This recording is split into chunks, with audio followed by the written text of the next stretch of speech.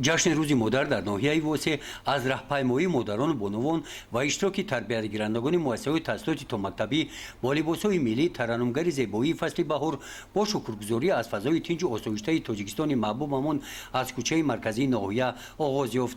سپس همایش ایدانه تنتنوی بخشیده به روز مادر در قصر فرهنگی ناحیه واسه دوام کرد.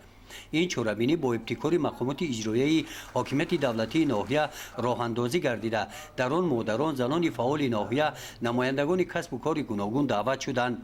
در معروضه ایدانه رئیس ناحیه واسه بخشیده به این روز فرخنده زنان و مادران را تبریک نموده قید نمودند که باعث خوشحالی و فخرمندی است که امروز زنان در قطار مردان در کارگاه و مؤسسه‌های مملکت فعالانه محنت کرده ایستادند. قید کرده شد که قبول برنامه‌های دولتی در سمت برابرخویی مردان و زنان امکانیت بیشتر را برای اشتراک زنان در حاکمیت، فعالیت سیاسی و اداره‌کنی دولتی فراهم آورده بی‌شبهه رکن‌های دموکراتی و بشری جامعه تاجیک را بهبود بخشیده برای بیشتر معرفتناک نمودن زنان و دختران سهم نظررس گذاشته ایستاده است.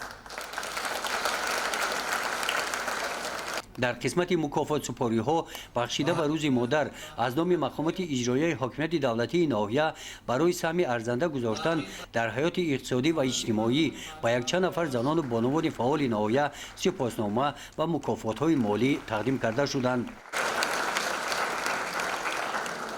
در این روز بخشیده به روز مادر با بانوانی که در اداره‌های دولتی با کار و فعالیت مهنتی مشغول میباشند از نام مقامات اجرایی حاکمیت دولتی ناحیه تحفه‌های ایدانه تقدیم کرده شدند.